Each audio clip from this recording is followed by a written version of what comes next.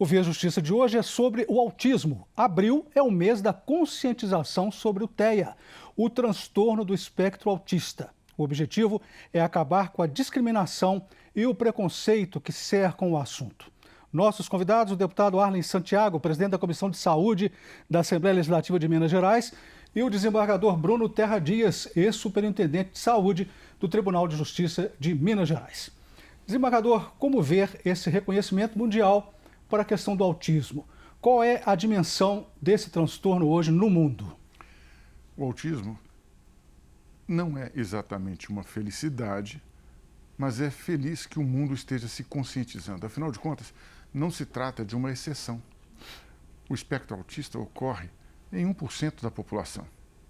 Ou seja, todos nós temos em nossas famílias, no nosso círculo de amizade, alguém com esse transtorno do espectro autista. Esse transtorno tem várias gradações. Pode implicar em várias situações distintas. E o muito importante, o autista, ao contrário dos portadores de outras deficiências, não é evidente em si. Não se olha o autista e se reconhece a sua condição, até porque são várias condições distintas. E a evolução do conhecimento e a superação de preconceito torna a vida do autista e a vida de todos nós como autista muito melhor. Capacita a pessoa à vida autônoma, quando isso é possível, e traz a possibilidade de uma vida feliz para o autista e para todos que estão ao seu redor.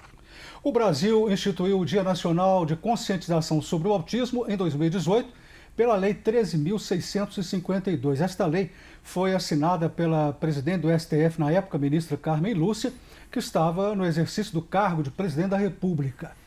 Deputado, como tem sido a luta das famílias de autistas? Quais problemas enfrentam no dia a dia do autista? Até que ponto vai a discriminação? Todos nós temos muito medo do desconhecido. E o autismo continua sendo um grande desconhecido.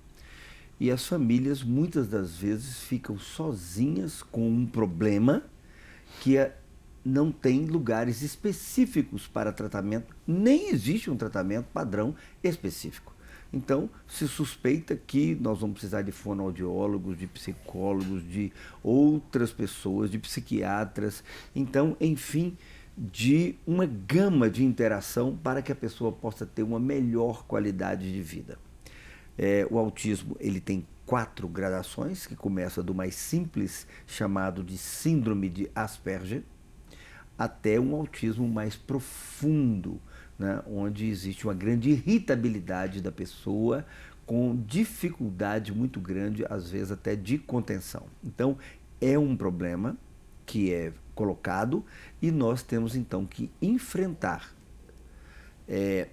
esse problema de uma maneira de dar melhores condições de tratamento, de acolhida desse pessoal, porque às vezes a família ela nem tem a mínima condição de dar o que a pessoa com espectro autista tem necessidade.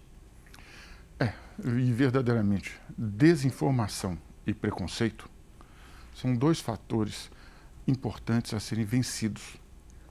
Afinal de contas, a sociedade como um todo tem os seus problemas. Isso contamina as famílias e os ambientes sociais. A primeira vitória a alcançar é, na família, obter informação, crédito na informação, superação de preconceitos, para que possa haver o diagnóstico, qual o nível de autismo, quais os cuidados devem ser recomendados para aquela pessoa na condição em que se encontra, pois os cuidados são diferentes para a situação de cada um.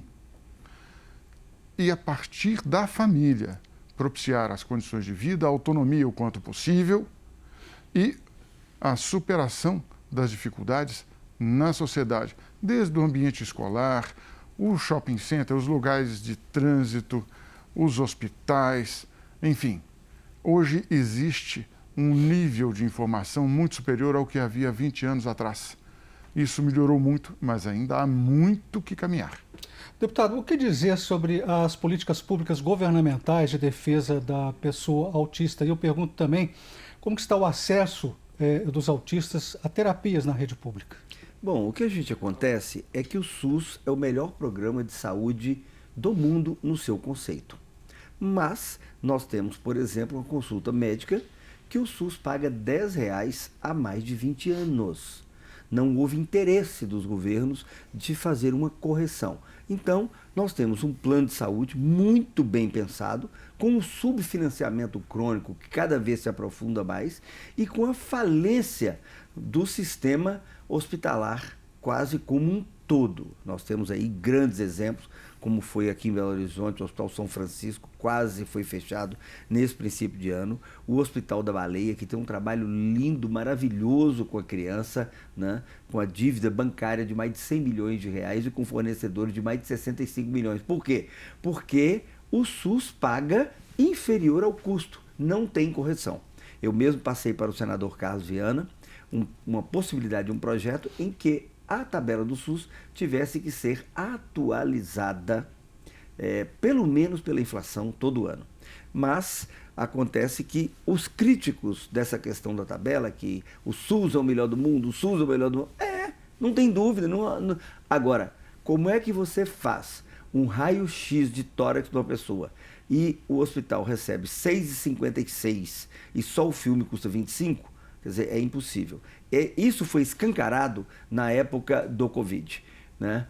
Foi proposto aos hospitais a criação de mais leitos de UTI para salvar mais pessoas. Só que o que se paga para o leito de UTI é a metade do custo. Resultado, o presidente Bolsonaro teve que implementar um leito de UTI a R$ 1.600, enquanto hoje se paga em torno de R$ 800. E agora voltou tudo novamente. Quer dizer, então, a questão das políticas públicas de saúde, elas têm algumas coisas no Brasil que são muito vantajosas, como, por exemplo, vacinação, que a população agora está com problemas, precisamos de voltar, transplantes, algumas coisas, o programa de AIDS, temos alguns programas muito bem feitos. Porém, você vê, por exemplo, na área que eu atuo, que é a radioterapia, a última recomposição foi em 2009, tudo em dólar, o dólar era 2. Hoje os aparelhos que custam caríssimos, que a manutenção caríssima,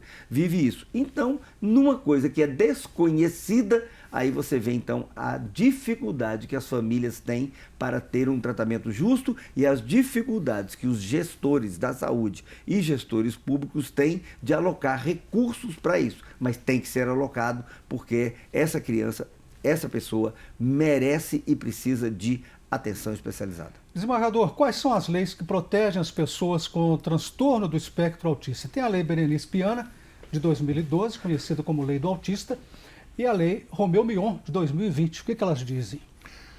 Essas leis elas são muito importantes e particularmente a Lei Romeu Mion remete à Lei das Pessoas com Deficiência. Ou seja, o autista hoje tem um reconhecimento de pessoa com deficiência e tem todos os direitos previstos no Estatuto da Pessoa com Deficiência, assim como os direitos em geral de todo cidadão.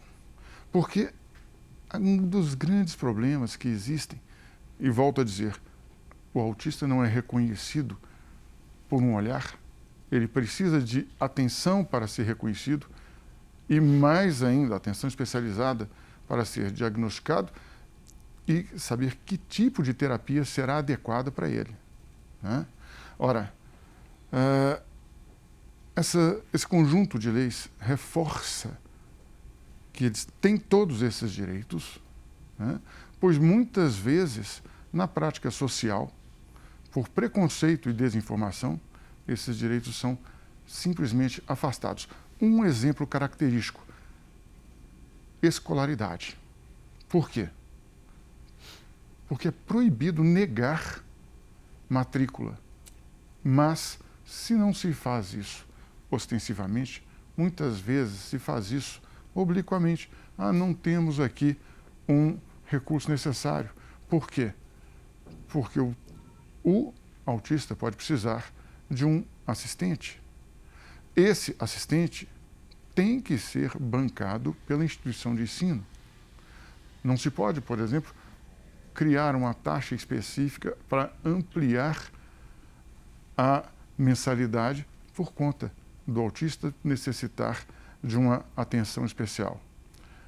Então, essas coisas, né, ocorrem, muitas vezes os direitos são subtraídos por conta disso. Mais do que prever direitos, essas leis trazem uma condição de entidades civis atuarem em favor da implementação, de tornar isso realidade. Entidades do Estado, a Defensoria Pública, o Ministério Público, o próprio Judiciário tem feito várias injunções a esse respeito. A Assembleia de Minas Gerais tem, na sua Comissão de Saúde, atuado em vanguarda. O governo, o Poder Executivo, vai tomando conhecimento e vai ampliando as suas atividades, de tal forma que, não só conhecimento, mas implementação, materialização do direito. É esse o desafio deste momento. Para a gente fechar esse bloco, deputado, as ações da Assembleia Legislativa, da Comissão de Saúde, em defesa do autista em Minas, qual que é a situação do autista em Minas nesse momento? Bom, a situação da saúde, nós sabemos que é o maior problema que o brasileiro coloca hoje, né? Quase para a passo com a questão da corrupção, que já tivemos bastante no país e que parece que a coisa não cessa, né? Então, a gente também tem uma quantidade de leis que não são cumpridas. Por exemplo, tem uma lei que eu fiz e que foi aprovada em 2012, que toda escola teria que ter o telefone à mostra das entidades de segurança. A gente está vendo que hoje o jovem, com tanta informação ao mesmo tempo para ele acaba se perdendo um pouco aí e indo para droga, bebida e outras coisas. Então, eu consegui aprovar essa lei para já ter isso lá. Até hoje não foi feito. Em 2011, eu entrei com a lei aqui para ter detector de metal nas escolas. Ficou aí, não foi. Em 2015, começou, então eu entrei novamente, não andou na Assembleia. E agora parece que vai andar, mas já foi o costume, já vai estar fazendo isso antes da lei. Então nós temos muitas leis que não são cumpridas. Por exemplo, a questão da judicialização da saúde, se tivéssemos um sistema de saúde que realmente funcionasse igualmente para todos, ele não precisaria da judicialização. Acontece que cai tudo lá na mão do Dr. Bruno, o Dresch e outros que gostam dessa área de saúde. Por quê? Porque é impossível se fazer a saúde com o que o Estado paga, sendo menos do que o custo. Alguém não consegue fazer isso. E o governo federal foi se eximindo da questão de saúde, que antigamente era só dele, e passou para os estados e para os municípios, que às vezes não suportam mais. E a questão do autismo, ela depende de uma quantidade de profissionais muito grande e muito bem especializados. Então, o que eu sei é que o autista ele está bem fora de ter as suas necessidades acolhidas. E é boa essa questão da AMAGES, ainda mais com esse grande professor, que é o Dr. Bruno, né, que já foi presidente da AMAGES também, um grande amigo, um grande companheiro, inclusive já esteve lá no norte de Minas e até em Montes Claros, e hoje empresta seu talento ao Tribunal de Justiça, né, alertar isso aí, porque aí eu, como presidente da Comissão de Saúde, nós vamos, então, tentar criar alguma situação que facilite um pouco mais a vida do autista. Nós vamos fazer um rápido intervalo, voltamos em instantes com Via Justiça.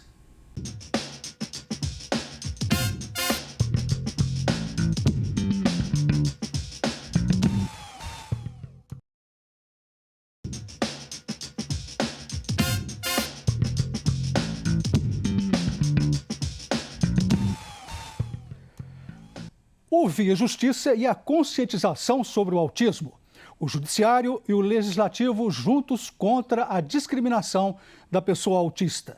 Participam do programa o desembargador Bruno Terra Dias, ex-superintendente de saúde do Tribunal de Justiça de Minas Gerais, e o deputado Arlen Santiago, presidente da Comissão de Saúde da Assembleia Legislativa de Minas Gerais.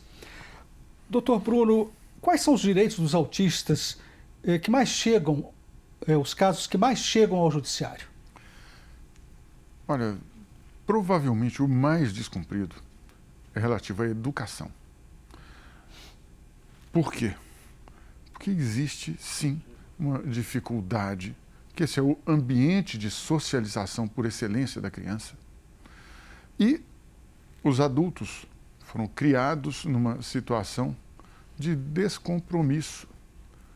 Quem tem hoje 40 anos e está na direção das escolas, está na direção das salas de aula, foi criado numa situação em que havia a vala comum dos indesejados, daqueles que não seriam aproveitados, daqueles sobre os quais não caía qualquer esperança. Essa vala comum, chamamos assim, ela se presta a quê? A disfarçar as situações de discriminação. Vencer isso é uma batalha íntima de cada um, seja no setor privado, seja no setor público. As autoridades e todos aqueles que exercem um grau de autoridade, desde o bedel, o professor, o assistente, o diretor de escola, mas também o atendente no hospital, o médico, o diretor hospitalar, todos precisam vencer aquilo com que foram criados, os preconceitos que foram introjetados, para, vencendo isso, mudar o discurso e mudar a prática. Nós vimos recentemente uma situação gravíssima ocorrida em Santa Catarina, em que houve especulação de sofrimento mental ligado a um fato daquela natureza. Ora, a autoridade pública tem de saber reconhecer o local de cada qual, inclusive o seu próprio, ter a humildade de reconhecer o erro, mudar o discurso e mudar a prática. Isso tem de ocorrer em todos os lugares, mas a escola, infelizmente, é o lugar onde ainda há afastamentos, porque não se deseja alguém com necessidades especiais. E aí não apenas os autistas, mas os autistas exigem... É a escola inclusiva que se deseja isso? É a inclusão de todas as pessoas com deficiência no sistema de educação para que desenvolvam a sua autonomia e possam ser felizes. O comum é a exclusão. E por isso que eu digo que a pessoa tem que vencer os seus próprios preconceitos para materializar os direitos e não praticar discursos discriminatórios que, nas entrelinhas, instilam exclusão. Quais são as dificuldades, deputado, do Estado para combater isso, para trabalhar com o professor? Pegando a deixa do que o desembargador falou. Eu acho que a primeira delas é a questão realmente do preconceito. Quando a gente tem hoje um presidente da República que vai publicamente e cita que tem pessoas que está faltando parafuso, né, e se referindo às pessoas com algumas necessidades especiais, daí para frente você vê que a situação é muito grave, né? E o que nós estamos vendo também é que a escola hoje ela está sendo um para-raio da falta de estrutura familiar. E aí nós vemos, por exemplo, se um professor corrige um aluno, e aí não é que portador de necessidades especiais, e a mãe não fica satisfeita, vai lá tomar satisfação com o professor. A gente vê muitos jovens hoje, né, agredindo professores. Então, muitos professores não estão querendo mais nem poder dar aula para jovens de ensino médio, porque essa situação está se repetindo aí muito, né? Então, nós estamos vendo que precisa realmente de uma conscientização generalizada para que a escola possa se dedicar mais a essa questão dos especiais. E como é que você vai se dedicar se você está sendo agredida dentro de sala de aula? Você vê exemplos aí nas mídias sociais sempre de agressão a professores, a professoras, uma situação realmente muito difícil. E com isso você acaba também levando algum transtorno para esses professores aí que às vezes tem que tirar licença, tem que procurar psicólogo e outras coisas mais. Como é que uma pessoa que está em vulnerabilidade, ela vai cuidar dos vulneráveis? Não está fácil. Nós temos que achar uma solução para que o nosso país, para que a nossa família comece a colocar que a escola é para educar e a família é para poder dar as noções básicas, né, de respeito, de necessidade de interagir melhor. E aí nós vamos ter lugar melhor para que os autistas possam serem avaliados de uma maneira melhor. Não adianta simplesmente falar assim, não, nós vamos botar um professor, vamos botar um psicólogo, vamos botar um fonoaudiólogo, né, vamos aumentar os custos e não vamos resolver os problemas. Saudade do passado, né, desembargador, quando o professor era respeitado, né? Pelo menos a minha geração sempre respeitou, né? O respeito ao professor está dentro de um contexto muito interessante e o deputado Arlen colocou isso bem. A definição do lugar de cada um. Por quê? Nós temos que lembrar, a família tem um lugar importante na formação. Ela não pode terceirizar, jogar para a escola a formação moral. A escola tem o seu lugar. Ela não pode ser o desaguador das responsabilidades de terceiros, ou seja, da família em sentido estrito, da sociedade em geral. Mas isso tudo, então, passa por uma redefinição, ou por uma definição, qual seja, primeiro, que nação nós queremos ser? Definição de nação. Depois, que Estado desejamos? Definição de Estado. Que sociedade desejamos? Que família desejamos? Para então chegar à definição de governo e de todas as atividades subordinadas ao governo. Ora, se nós não temos essas definições, na prática, nós temos a confusão de papéis e essa confusão de papéis não gera bons resultados. Quando se trata de pessoa com deficiência e o portador do transtorno de espectro autista está nessa categoria, tudo piora. Pois se o mundo, se os fatos não se coordenam adequadamente, a pessoa com necessidades especiais terá agravada a sua condição. Pelos que os senhores estão falando, por essa análise, a gente pode concluir que, para o autista, o quadro não é otimista, não é, deputado? Realmente não é otimista. E, inclusive, eu estava uma época no Sindicato de Trabalhadores Rurais da cidade de Itinga, lá no Vale do Jequitinhonha. E uma pessoa falou assim, Arlen, monta para nós aí um centro de saúde para cuidar dos autistas. Então, olha para você ver a percepção que a população está tendo de que o autista está sendo abandonado. Está sendo abandonado mesmo. Primeiro por quê?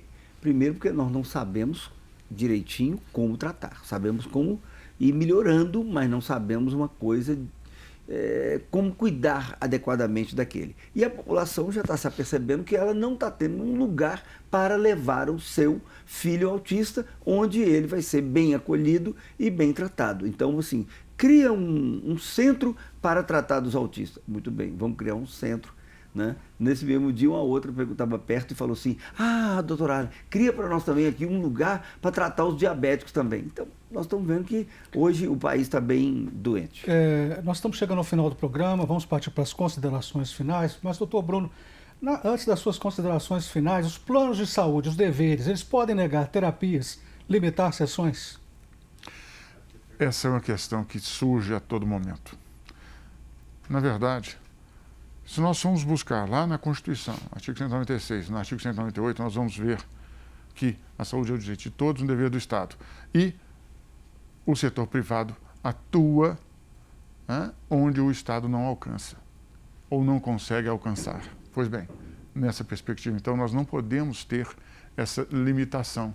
Afinal de contas, existe todo um planejamento e um cálculo atuarial para se saber do que vai ser necessário e medir qual será a correspectiva, qual será a retribuição pelo serviço posto à disposição. É inconcebível fazer limitação nesse sentido. Isso não deve acontecer. Novamente, nós temos de vencer preconceitos, nós temos que tornar os direitos realidade material E para tornar os direitos realidade material, nós temos que compreender o papel de cada um nesse Estado e, com essa compreensão, sabendo não só o que toca a mim, mas o que toca a todos que estão nas circunstâncias da minha vida, ter uma vida digna para todos. Não teremos uma nação progressista se a nação não abraçar a todos, se o governo não abraçar a todos, se a iniciativa privada não tiver consciência de si e da coletividade. Considerações finais do senhor, deputado. Bom, primeiro, agradecer por essa ideia estar sendo colocada, né? Isso aí já é um avanço, né? E eu tenho certeza que dentro da AMAGES, né, o presidente que esteve conosco aqui antes de começar aqui, isso é bem cuidado. E também bem cuidado pelo nosso querido desembargador, que faz esse trabalho muito grande, principalmente na área de saúde. Acontece que a justiça, ela não pode ser a resolução de todos os problemas, porque ela não vai dar conta disso. E aí a gente fica impressionado com o bom trabalho que a Justiça Mineira faz, e também nós estamos ficando impressionados com o que está sendo feito hoje na Justiça a nível de Brasil, onde se prende milhares de pessoas, alguns culpados, outros não dá o que está na Constituição, que eles não têm foro privilegiado, então não podem ser julgados pelo Supremo Tribunal Federal, e aí a gente vê um desarranjo lá em cima que isso cai para a população. Nós temos que ver exemplos. Nós não podemos chegar e passar a mão na cabeça do ladrão do celular, falar, não, ele tem que roubar mesmo, porque não tem jeito de uma coisa dessa acontecer mais. Ou então o país desorganizou.